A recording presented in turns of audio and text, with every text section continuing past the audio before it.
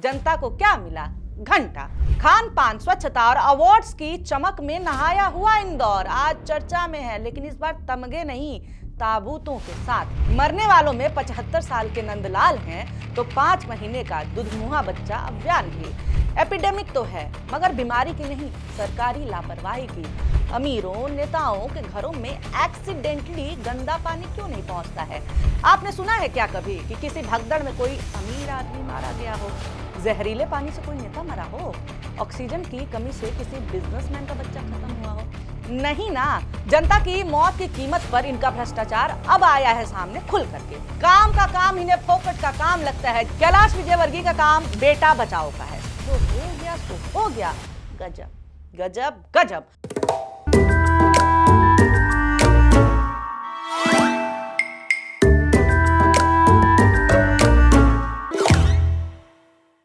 नमस्कार, मेरा नाम है निवेदिता शांडिल्य और आप देख रहे हैं पॉलिटिक्स। जल ही जीवन है, बोलने से पहले 2 बार सोचिएगा जरूर, क्योंकि जल ही अब मौत है। धरती, जल, आकाश, पाताल, हर जगह जहर ही जहर है। सांस लोगे तो मारे जाओगे, पानी पियोगे तो मारे जाओगे, और तो और अगर इस पे सवाल किया तो पक्का मारे जाओगे। इंदौर में गंदा पानी पीने की वजह से अब तक 17 लोगों की मौत हो चुकी है। इन लोगों ने कहीं जा करके गंदा पानी नहीं पिया, प्रशासन ने इनके घरों में गंदा पानी पहुंचाया। सवाल पूछने पर क्या मिलेगा? घंटा। जनता को क्या मिला? घंटा। पीने के पानी की ठीक से व्यवस्था। छोड़ो यार, तुम फोकट प्रश्न मत पूछो। फोकट नहीं, ये तो मैं तुम्हारा होकर आया हूँ। क्या घंटा हो गया? क्या घंटा हो गया? पूरा मामला जानने के बाद सिहरन सी हो जाएगी, और सिहर जाना स्वाभाविक है, क्योंकि ये कोई अफवाह नहीं है, ये हकीकत है। देश का सबसे साफ कहलाने वाला शहर इंदौर, खान पान, स्वच्छता और अवार्ड्स की चमक में नहाया हुआ इंदौर आज चर्चा में है, लेकिन इस बार तमगे नहीं, ताबूतों के साथ। इंदौर के भागीरथपुरा में 17 लोगों ने जिस पानी को जिंदगी समझ करके पिया, वही पानी उनके लिए धीमा जहर बन गया। किसी घर का मन्नतों से जन्मा हुआ चिराग बुझ गया। कहीं घर चलाने वाला, कमाने वाला चला गया, तो कहीं पूरे परिवार के लिए चूल्हा जलाने वाले हाथ हमेशा के लिए ठंडे पड़ गए। मरने वालों में 75 साल के नंदलाल हैं तो 5 महीने का दुधमुहा बच्चा अव्यान भी। घर वालों ने दूध में पानी मिला करके पिलाया था, वही दूध जहर बन गया, और वजह सिस्टम की आपराधिक लापरवाही, सरकारी अफसरों की कुंभकर्णी नींद और जनता को भगवान भरोसे छोड़ देने वाली वही पुरानी कार्यशैली, वही पुरानी राजनीति। भगीरथपुरा आज खून के आंसू रो रहा है, लेकिन ये सिर्फ उस इंदौर की कहानी नहीं है जो 7 बार स्वच्छता का सिरमौर बन करके अपनी पीठ थपथपाता रहा। ये उस पूरे देश की डरावनी बानगी है जहां करोड़ों लोग रोज दूषित पानी पी करके जिंदा रहने की जद्दोजहद कर रहे हैं और मरने की कतार में खड़े हैं। WHO हो या फिर यूनिसेफ, सब बरसों से चेतावनी दे रहे हैं कि भारत में पानी जहर बन चुका है, मगर हमारे सिस्टम ने आंकड़ों को, इन चेतावनियों को फाइलों में दफन कर दिया और इंसानों को मिट्टी में। आज सवाल ये नहीं है कि इंदौर कैसे बदनाम हुआ, सवाल ये है कि और कितनी लाशों के बाद ये सिस्टम जागेगा। एक मीडिया रिपोर्ट के मुताबिक सरकार ने भगीरथपुरा में महामारी फैलना स्वीकार कर लिया है। वहीं कलेक्टर शिवम वर्मा ने सोमवार को समाचार एजेंसी NI से कहा कि एपिडेमिक यानी एक क्षेत्र में संक्रमण कैसे फैला, इसकी जांच एम्स भोपाल और ICMR की टीम कर रही है। बात तो सही है, एपिडेमिक तो है, मगर बीमारी की नहीं, सरकारी लापरवाही की। हालांकि मौतों को लापरवाही बोलना भी जनता का अपमान है, उनका अपमान है जो मारे गए। ये कथित लापरवाहियां केवल गरीब मजदूरों की जान ही क्यों लेती हैं? अमीरों नेताओं के घरों में एक्सीडेंटली गंदा पानी क्यों नहीं पहुंचता है? भगीरथपुरा में ज्यादातर दिहाड़ी मजदूर, स्ट्रीट वेंडर्स और छोटे स्तर पर काम करने वाले लोग रहते हैं। रोजाना की मेहनत और उससे मिले थोड़े से पैसों से ही उनका गुजारा होता है। परिवार में किसी न किसी व्यक्ति की बीमारी के चलते अब उन पर दोहरी मार पड़ रही है। अस्पताल का खर्च और काम पर ना जा पाने की वजह से आय न होना दोनों ही उनकी मुसीबतें बढ़ा रहा है। आपने सुना है क्या कभी कि किसी भगदड़ में कोई अमीर आदमी मारा गया हो, जहरीले पानी से कोई नेता मरा हो, ऑक्सीजन की कमी से किसी बिजनेसमैन का बच्चा खत्म हुआ हो? नहीं ना। अब मैं कोइंसिडेंसेस में यकीन नहीं करती हूँ। कोई भी संयोग बार बार लगातार नहीं होता है। यह संयोग कैसे हो सकता है कि इतनी मौतों के बाद भी अभी तक भगीरथपुरा में साफ पानी नहीं पहुंचाया जा सका है। बीबीसी की रिपोर्ट के अनुसार 10 दिन से ज्यादा समय हो जाने के बाद भी भगीरथपुरा के सभी इलाकों में पीने का साफ पानी नहीं पहुंचा है और ना ही इंदौर नगर निगम इस बात का पता लगा पा रहा है कि आखिर ये गंदा पानी सप्लाई के पानी में आकर के कहां पे मिला। दिक्कत यह है ना कि इन अमीर मंत्रियों को लगता है कि पहले मार दो फिर घर वालों के मुंह पे मुआवजा फेंक दो, काम खत्म।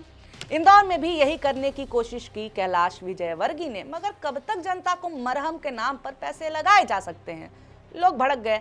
रिपोर्ट्स बता रही हैं कि कैलाश विजयवर्गीय भगीरथपुरा जब पहुंचे, इस दौरान उन्होंने 7 मृतकों के परिवारों को 2-2 लाख रुपए का चेक देने की बात कही।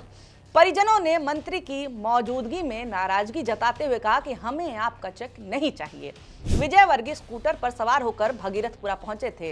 इस दौरान ही महिलाएं नाराज हो गईं, भड़क गईं, उन्होंने अपनी नाराजगी जाहिर की। इसका वीडियो कांग्रेस के प्रदेश अध्यक्ष जीतू पटवारी ने सोशल मीडिया पर पोस्ट किया है। वीडियो में एक महिला कहती हुई दिख रही है कि पिछले 2 साल से गंदा पानी आ रहा है। भाजपा पार्षद को बार-बार बताया गया लेकिन आज तक इस समस्या का समाधान नहीं हुआ। जीतू पटवारी ने एक्स पर लिखा है कि पूरा मोहल्ला बीमार है, लेकिन सत्ता के अहंकार में चूर मंत्री जी ने गाड़ी आगे बढ़ा ली और बहन की बात तक नहीं सुनी। कैलाश विजयवर्गीय नगरीय प्रशासन मंत्री हैं, जिन्हें ना नगर से मतलब है ना प्रशासन से। भगीरथपुरा में पानी की मेन लाइन में लीकेज मिला। बताया जा रहा है कि इसी कारण सीवेज का पानी पीने के पानी में मिलकर के घर घर पहुंच गया।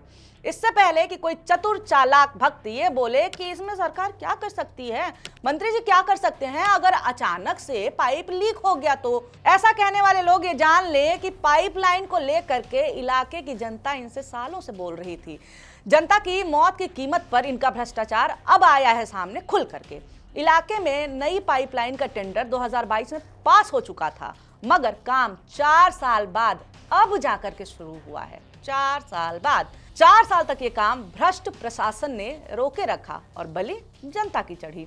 आखिर काम क्यों रुका रहा? क्योंकि मंत्री जी का ध्यान कहीं और रहता है। मंत्री जी का ध्यान लड़कियों के कपड़ों पर रहता है, सांप्रदायिकता पे रहता है, बेटे को बचाने में लगा रहता है। काम का काम इन्हें फोकट का काम लगता है। जैसे कि पानी का काम क्यों नहीं हुआ पूछने पर मंत्री जी खुद कहते हैं फोकट प्रश्न मत पूछिए, फोकट प्रश्न मत पूछिए। फोकट का सवाल इसलिए भी है क्योंकि मंत्री जी के हिसाब से ये मौतें तो नेचुरल हैं। अननेचुरल मौतों को नेचुरल बताने का अननेचुरल टैलेंट है इनके पास। जहर चाहे पानी के जरिए फैलाना हो या फिर जबान के जरिए, मंत्री जी काफी टैलेंटेड हैं। ये एक कार्यक्रम में बोल चुके हैं कि ताजमहल तो मूल रूप से एक मंदिर था, हिंदू मंदिर, जिसे शाहजहां ने मकबरे में बदल दिया। मुमताज महल को पहले बुरहानपुर में दफनाया गया, बाद में मंदिर वाली जगह पर शव ले जाकर के ताजमहल बनवाया गया। इस चीज में एक्सपर्ट है कैलाश विजयवर्गीय। लड़कियां इन्हें शूर्पणखा नजर आती हैं। नजर ही जब ऐसी है तो क्या कर सकते हैं। हनुमान जयंती पर ये बोल चुके हैं कि कुछ लड़कियां इतने गंदे कपड़े पहनती हैं कि शूर्पणखा लगती हैं। राहुल गांधी और प्रियंका गांधी के भाई बहन के रिश्ते पर भी ये गंदी टिप्पणी कर चुके हैं कि ये तो विदेशी वैल्यू है। इनके हिसाब से ये विदेशी वैल्यू है कि राहुल गांधी प्रियंका गांधी गले मिलते हैं। देशी वैल्यू इनकी कितनी महान है वो तो बताने की जरूरत है नहीं। ऑस्ट्रेलियाई महिला क्रिकेटरों के साथ छेड़छाड़ होती है और ये कहते हैं कि इस घटना से उन्हें सबक लेना चाहिए। सबक ले लिया उन्होंने कि ये देश घटिया नेताओं का देश है, औरतों के रहने लायक नहीं है। कैलाश विजयवर्गीय का काम बेटा बचाओ का है, सारा ध्यान वहीं रहता है, बाकियों की चिंता करने का टाइम है ही नहीं उनके पास। आकाश विजयवर्गीय इनका बेटा आकाश विजयवर्गीय नगर निगम के भवन निरीक्षक को बैट से मारते हुए नजर आते हैं। मंत्री जी बचा ले जाते हैं। अब बेटे को ये बचाते हैं तो बेटा भी पुत्र धर्म निभा रहा है। संवेदनहीनता भी डीएनए में होती है क्या? जरा आकाश का बयान सुनिए लोगों की मौतों पर। पिता को बचाते हुए ये कहता है कि जो हो गया सो हो गया, भगीरथपुरा का पानी गंदा नहीं था, जो हो गया सो हो गया। गजब गजब गजब। निर्लज्जता भी इनके आगे लजा जाए भाई साहब। निर्लज्जता ये कि ऐसे समय पर भी कैलाश विजयवर्गीय अपना पीआर करवाते हैं, इमेज चमकवाते हैं, बिकी हुई मीडिया बुलाते हैं, शूट करवाते हैं कि देखो मैं कितना अच्छा हूं, मैं सोया नहीं हूं। 2 दिनों की बात की जाए तो भागीरथपुरा में सुबह से लेकर रात तक मंत्री कैलाश विजयवर्गीय खुद मौजूद है। मंत्री जी चैन की नींद तो आनी भी नहीं चाहिए आपको। सबको सब कुछ दिख रहा है, सबको सब कुछ समझ में आ रहा है। घंटा घंटा करने वाले मंत्री जी अब भी समझ जाएं कि जनता घंटा बजा देगी, सुधर जाओ अब भी। इस पूरे मामले पर आपका क्या कहना है कमेंट करके जरूर बताइए। ये जो मंत्री हैं, इनके बेटे हैं, जो इस तरह से बयान देते हैं, जिम्मेदारी नहीं लेते हैं, इनके लिए भी कुछ टिप्पणी कर दीजिए। वीडियो अंत तक देखा है तो लाइक कर दीजिए और ऐसे वीडियोस आपके सामने आते रहे इसके लिए हमारे चैनल को सब्सक्राइब करना नहीं भूलना है। वीडियो देखने के लिए बहुत शुक्रिया, बहुत धन्यवाद।